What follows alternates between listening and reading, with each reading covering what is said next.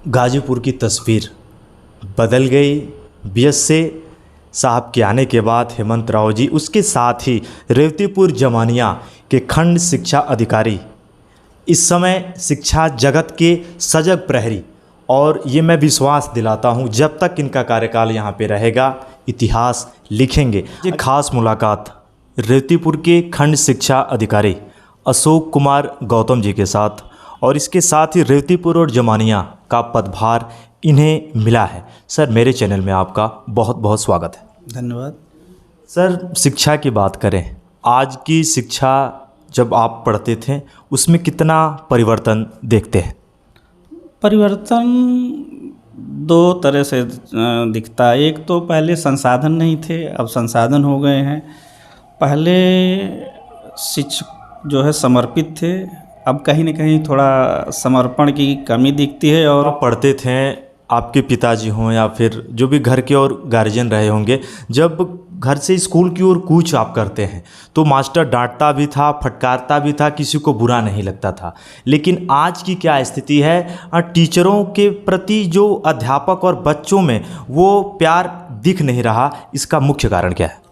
देखिए, पहले क्या था कि टीचर की भावना जो डांटने की रहती थी वो एक सकारात्मक वे में थी, क्योंकि बच्चे पहले ऐसे माहौल से थे जहाँ पढ़ने पढ़ाने वाला कोई था ही नहीं।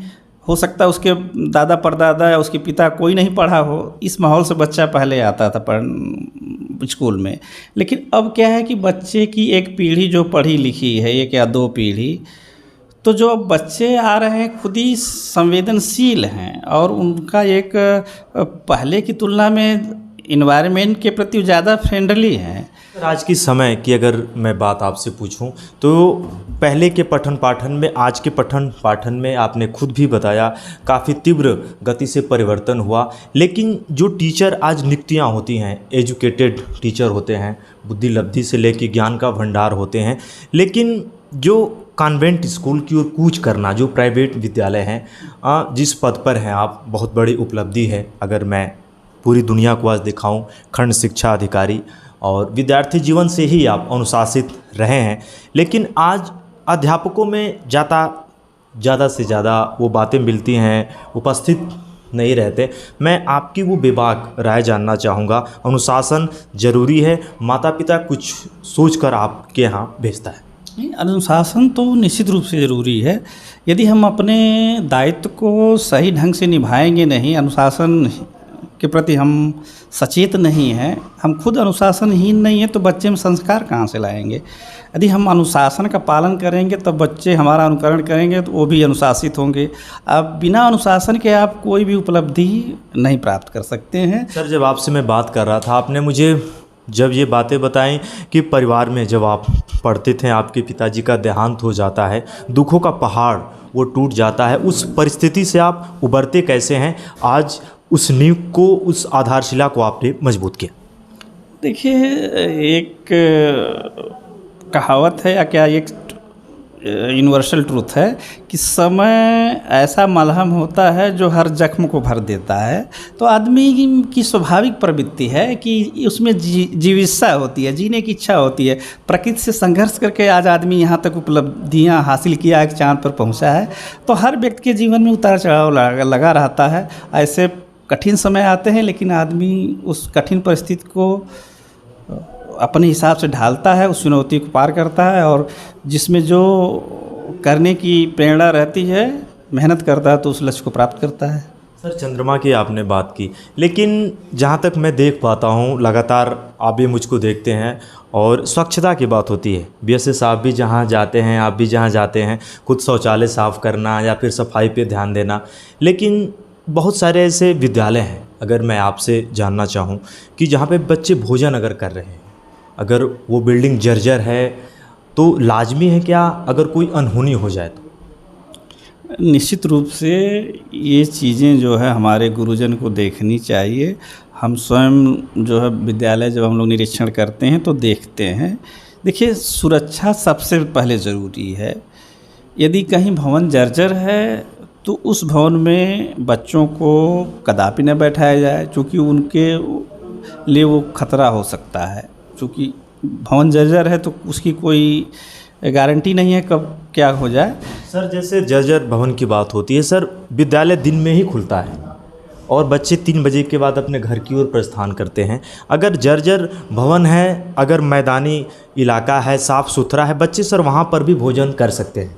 जैसे आपके क्षेत्र का एक टोंगा विद्यालय था, मैंने कूच किया, और जर्जर भवन के नीचे सर बच्चे वहाँ भोजन कर रहे थे। और बीच में, मैं टोंगा की ही बात नहीं कर रहा, और भी जो विद्यालय हैं, मैं चाहूँगा आपसे जो भी अध्यापक गुरुजन देख रहे हों, व्यवस्थाएं सर धीरे धीरे ही बदलती हैं, लेकिन अगर हमें उससे सबक न लें, उसे सीखने, अगर हम उससे सीखें ना, तो वो भी एक अपराध है।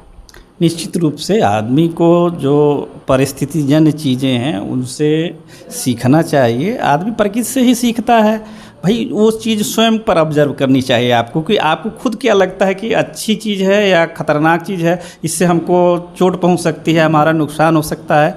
तो यदि हम इतना सोच सकते हैं तो भाई बच्चे तो और ज़्यादा संवेदनशील हैं, उनके बारे में हमको और ज़्यादा सोचने की ज़रूरत है। तो सर नियुक्तियों की आपने बात की, या जब जो जिस पद पर हैं दोस्तों, मैं आपको बताना चाहूँगा, जब मैं आया मेरी आंखों को विश्वास नहीं हुआ। अशोक कुमार गौतम जी, खंड शिक्षा अधिकारी, तीसरा पद था जी। इससे पहले 2 नौकरियां सर आप छोड़ चुके हैं, वो कौन सी थी? सबसे पहले मेरा चयन नवोदय विद्यालय में सहायक अध्यापक पद पर बांदा डिस्ट्रिक्ट में हुआ था। मैंने बांदा डिस्ट्रिक्ट में ज्वाइन किया था। उसके बाद मैं आजमगढ़ डीएवी इंटर कॉलेज में एज अध्यापक नियुक्त हुआ। सितंबर 2006 में मैं इस सेवा में आया। दोस्तों, जमानिया के 157 विद्यालय, रेवतीपुर के 104 विद्यालयों की सरबराह हैं और शिक्षा की सजग प्रहरी हैं। और शिक्षा की नींव की आधारशिला की मैं बात करूं, पीजी में वो दक्षता हासिल की। सर आप इलाहाबाद के अच्छे छात्र भी रहे। इलाहाबाद यूनिवर्सिटी से मैंने जो है अपना पोस्ट ग्रेजुएशन कंप्लीट किया और मैं वहाँ रहकर प्रतियोगी परीक्षाओं की तैयारी भी किया और वहीं से मुझे जॉब मिला। सर आज के समय की बात करूं, मैं अंतिम बार आपसे चाहूँगा कि शिक्षा की गुणवत्ता में कुछ ऐसे विद्यालय हैं जहां पे आप जाते हैं तो देख के कैसा लगता है कि क्यों नहीं विद्यालय और भी ऐसे हो सकते हैं। शिक्षकों की वो मेहनत, वो लगन को देखकर मन खुशी प्रफुल्लित हो जाता है। और भी ऐसे विद्यालय हैं जाने के बाद आप भी जानते हैं जो अध्यापक हैं वो झूठ बोल देते हैं कि नहीं ऐसा नहीं है, ये कमियां हैं, और सरकार उतना आपको देती है कि आप और बेहतर कर सकें। देखिए माहौल बदला है। पहले हम लोग जाते थे विद्यालयों में तो शिक्षक पहले जो है हमें अपनी जो है समस्याएं वो गिनाने लगते थे, लेकिन अब माहौल बदला है। अब उनके पास जो है समस्याएं निश्चित रूप से कम हुई हैं। बहुत सारी चीज़ें ऑनलाइन हो जाने की वजह से उनकी समस्याओं का त्वरित हम लोग निस्तारण करते हैं, चाहे अवकाश का हो, चाहे उनके वेतन से संबंधित हो, अब उसका त्वरित निस्तारण करते हैं हम लोग। उनके पास समस्याएं अब कम हो गई हैं और पढ़ाई पर अब फोकस हो गया है। निपुण भारत मिशन के तहत जो हम लोग प्रत्येक स्कूल में निपुण लक्ष्य जो है अंकित करा दिए हैं। हर शिक्षक जो है उसको एक टाइमलाइन दे दिया गया है कि आपको अपने विद्यालय को जो निपुण बनाना है इस टाइम फ्रेम के अंतर्गत। और 31 मार्च 2026 तक हमने सारे विद्यालयों को निपुण लक्ष्य प्राप्त करने के लिए निर्देशित किया है और इस दिशा में हमारी कार्य योजना बन चुकी है। हम पूरी अपनी कार्य योजना के अनुसार कार्य कर रहे हैं और हम इस ब्लॉक को सभी विद्यालयों को निपुण लक्ष्य के अनुकूल बनाएंगे। सभी विद्यालय हमारे निपुण लक्ष्य प्राप्त करेंगे। दोस्तों, गाजीपुर की तस्वीर बदल गई बीएसए साहब के आने के बाद। हेमंत राव जी, उसके साथ ही रेवतीपुर जमानिया के खंड शिक्षा अधिकारी इस समय शिक्षा जगत के सजग प्रहरी, और ये मैं विश्वास दिलाता हूँ जब तक इनका कार्यकाल यहाँ पे रहेगा इतिहास लिखेंगे। अगर ऐसी कभी कमियाँ होती हैं, अगर मैं आपके पास आता हूँ तो क्या अशोक कुमार गौतम जी मेरे लिए मिलेंगे और मैं आऊँगा आपके पास? निश्चित रूप से हम इस सेवा में हैं और सेवा से इतर भी एक जो व्यक्तिगत चीज़ें जो होती हैं वो सेवा से इतर भी जो व्यक्तिगत संबंध रहते हैं उसको आदमी भूल नहीं पाता है। और एक सामाजिक प्राणी होने के नाते किसी न किसी मोड़ पर ज़रूर मुलाकात होती है। सर, जनहित के मुद्दे हों या फिर और जो भी हो, मैं हमेशा लगा रहता हूं और देखते भी हैं आप। और क्या जो मेरा ये कार्य है, जो कारवां है, ये आप क्या कहेंगे, जो मेरा ये कार्य है? बहुत ही सराहनीय कार्य है। आज का दौर सूचनाओं का दौर है और पूरी व्यवस्था जो सूचनाओं के त्वरित प्रवाह पे डिपेंड करती है, इसलिए आपका कार्य जो है सराहनीय है। लोगों को सूचनाओं से अवगत कराना का जो आपका पेशा है, निश्चित रूप से जो विकास की कड़ी है उसको गति देगा और लोगों की जो समस्याएं हैं उसके त्वरित निस्तारण में अधिकारीगण को सहयोग मिलेगा। दोस्तों, एक खास मुलाकात अशोक कुमार गौतम जी के साथ, खंड शिक्षा अधिकारी।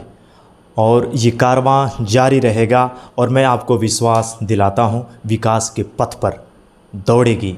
माता सरस्वती की अनुकंपा है। सर, मेरे चैनल में इतना समय देने के लिए आपका बहुत बहुत धन्यवाद। शुक्रिया।